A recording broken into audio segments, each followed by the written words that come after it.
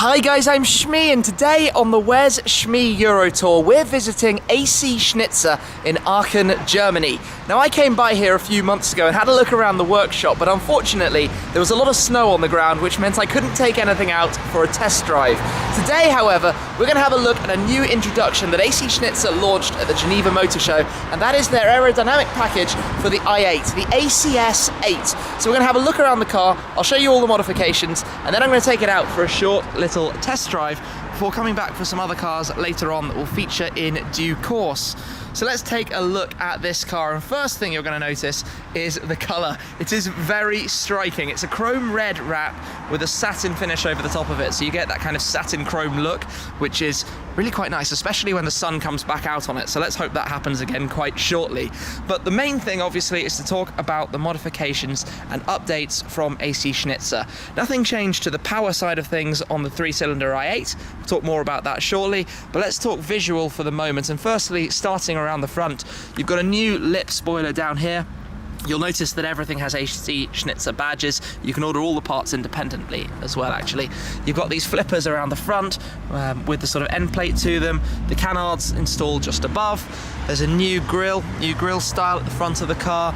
You've got the new bonnet vent, which you can have with or without that central part in carbon fibre. All of these parts are finished in the glossy carbon fibre. Door mirror caps. This side vent here with the ability for airflow to come out, just to reduce a little bit of swelling from the front wheel arch. You've obviously got new wheels, SChnitzer 21-inch wheels, and one of the main advantages of these being a little bit wider gives you a little bit more grip, which was one of the flaws of the original i8. You can probably tell it's lowered slightly, 25mm lowering springs at the front, 20mm at the rear, just to give it a more aggressive stance. Coming down the side of the car, you've got the side skirt fin down here too. New carbon fibre components just here behind the door handle grab, which is, I think, quite nice as well. It sort of emphasises that part of the car. Similarly to the front, you've got some openings here to allow airflow out of the car and on those parts. Then around back, you've got the distinctive rear spoiler, giving the car a more aggressive stance and presence, and obviously a more aggressive diffuser down below as well, just coming down to have a look at that. But the aim here is really to make the car have a little bit more prominence, a little bit more sort of standout supercar-y looks to go with the kind of statement piece it makes as BMW's flagship car. So we'll have a look at interior in a moment. Just one thing while I'm here, you might know that the car has kind of carbon roof and parts by default. It's not necessarily the world's most tidy carbon, but didn't make a carbon roof on that sort of grounds that there wasn't a huge amount of point. But I've got the key right here, so let's unlock it. Have a look inside. Just a couple of things on the interior. If you didn't know, the i8 has the doors opening upwards out of the carbon fibre tub. Quite awkward to climb into, but gives you a bit of more sense of occasion. Down here, SChnitzer floor mats, the metal pedals, and one more thing on the iDrive. So I should probably go around counting the number of SChnitzer badges on the car. That could be quite entertaining. So on a more basic i8 level, if you're unfamiliar, it's got the 1.5 litre 3-cylinder engine making 231 horsepower, but it also has the electric motors making another 131 horsepower for a total of 262. You can get 24 kilometres of all-electric range, or 530 kilometres with a full tank if you've got the petrol motor powering the electrics. As a result of that, all-wheel drive, pretty brisk, 4.4 seconds to 100 kilometres an hour. Top speed limited to 250 kilometers an hour, 155 miles per hour. Now you can't actually open or access the engine or the motors to see any of that, unfortunately, but it's a 3-cylinder engine. But like I said before, one of the things the car was sort of flawed for was its sort of handling and grip at the front end. So with those wider front wheels, front tyres naturally as well, should have a little bit more stability and control. So we'll experience that in a moment. Just noticing another SChnitzer badge right there above the ACS8 logo on the rear section. So I mentioned before, and I'm sure many of you know this already, quite amusing little thing with the i8. Take this section and it looks like a 911. That is a 911 sitting inside the back of an i8. I've got you there, haven't I? Now you're going to be seeing that every time you ever see an i8. Anyway, let me come around and climb in. I'll show you a little bit more on the inside. So I've driven the i8 before. You might even have seen my video. The car obviously came out a couple of years ago now, so it's not brand new. I'll pop the key there. Just have a quick, comes to life. We'll be on an electric range to start. As you can see, 23 kilometers to go, nearly 400 of standard driving, I suppose.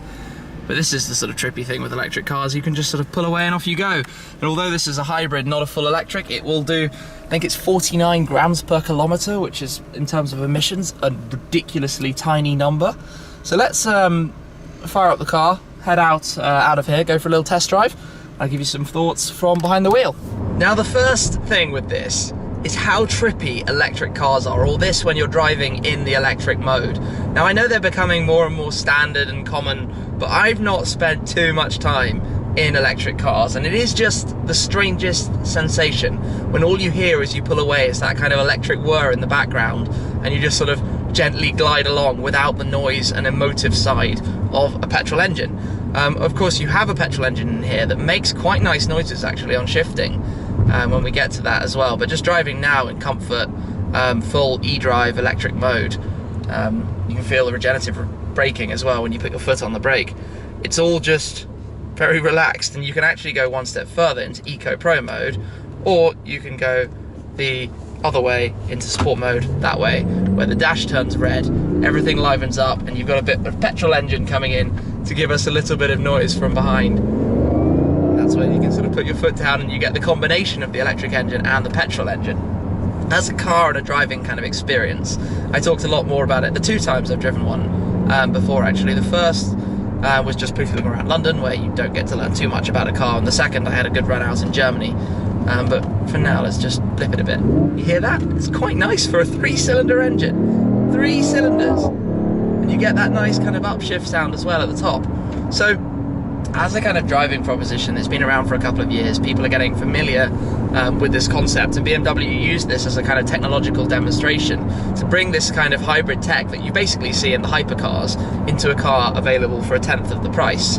That kind of thing, and it has been very successful, and now there are talks of, you know, a more powerful version coming, because with 362 PS, that is one of the, I guess, draw sides, if you can call it that, is that the car isn't necessarily as powerful as the statement piece that it looks. So the SChnitzer package is about bringing the aerodynamics and styling even more to an aggressive front, giving it more sort of drama in the way it presents itself like that. So let's pull out here. Okay, first corner, even there it feels like there's a little bit more turn instability, which is of course the aim of those front wheels and lowering springs. From where I'm sat, the ride doesn't seem particularly hampered by the lowering springs and the much larger wheels. The gearbox is doing its thing. Obviously I'm driving in manual by pressing the paddles on the steering wheel, but we could just as easily put it into drive and it would be very, very seamless automatically switching through. It's got a lot of torque to handle. You have 320 Newton meters from the petrol motors, and then 250 Newton meters from the electric motors, and you can feel that when you put your foot down. It pulls away very, very neatly, when you have the space, of course, to do so. Turn in, it has very kind of light and easy steering like that to get into the turn. And the full electric feeling! It's just weird the way it switches backwards and forwards between them. Obviously it's reverted to comfort mode by virtue of putting it back into automatic. But, so we just come slightly out of this town, I put my foot down, and away we go, eerily and silently up to the next speed limit. That is so strange, but I don't know, I just love it. I like the technology, I like the integration and the availability of it, and the fact that this does it in such a seamless way. I thought that was cool about the i8 when it was new. Just the thing now is that if you do plant your foot, it doesn't have as much performance. The way these things are going and how rapidly cars and power is progressing, it's kind of got a little bit left behind, but at least now you can make it visually a little bit more striking.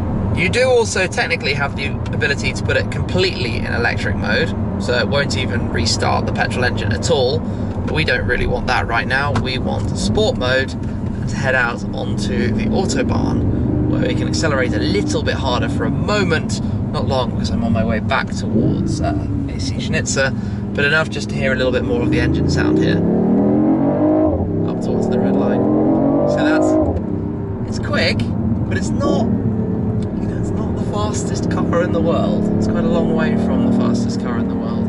But we'll just head out onto a bit of de-restricted autobahn for a second.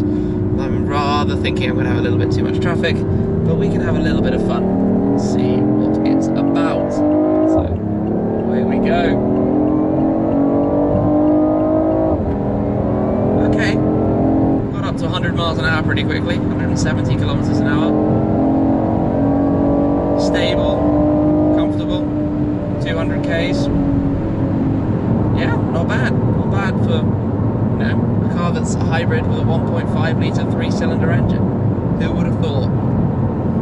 Fold back in then, but let's have a quick look around here. I mean, you've probably seen a lot of this before. If you've watched some of my videos, you'll know about the interior of the i8 and what it all looks like. But if you don't, let's just have a quick whiz and pick out some of the sort of highlights. This is where all your sort of controls are for your different drive selection modes. Putting it in full eDrive mode, going up and down through Comfort and Eco Pro. The reversing camera system, of course, comes up on the large display. Also iDrive controlled through the iDrive selector with the new SChnitzer logo cap on the top of it. You've got a couple of sort of storage buckets, USB port in there, the armrest that opens up that way for the phone socket, cup holder, glove box is that decent. It's not the biggest in the world, but some bits and bobs in there. Shut that back up. You open the doors with the button on the top here, which is quite cool, and you can hear it sort of letting me know that I haven't yet turned it off. Maybe if I close that. Closes down quite neatly.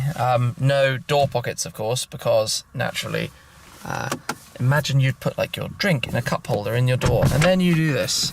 You will do a very good job of pouring it all out on the floor. Looking around, you can see a little bit more of the pedals, the SChnitzer pedals down there, which are really quite nice. And then everything else, I guess you pretty much know and expect. The selector, obviously down for drive. You bring it down, then push it to the left to go into sport mode. Heated seats, windscreen heating, controlling through the trip information. You had a head-up display, so it's generally pretty nicely equipped. You've got sort of 2+2 seats in inverted commas in the back. I'm not quite sure where your legs would go, so that's mostly luggage space that you can have back there. There's also a small boot. Let me jump out and I'll show you the available luggage capacity, but stepping out's a little bit awkward over that. But then you do have the raw sort of carbon of the tub here. I mean, to have a carbon tub car at this price point is a pretty nice thing. The doors close down nicely. They're obviously very high, so no curb issues or anything with them. With the key, press and hold, open this up. See that you've got a tiny amount of boot storage space and the charger, naturally.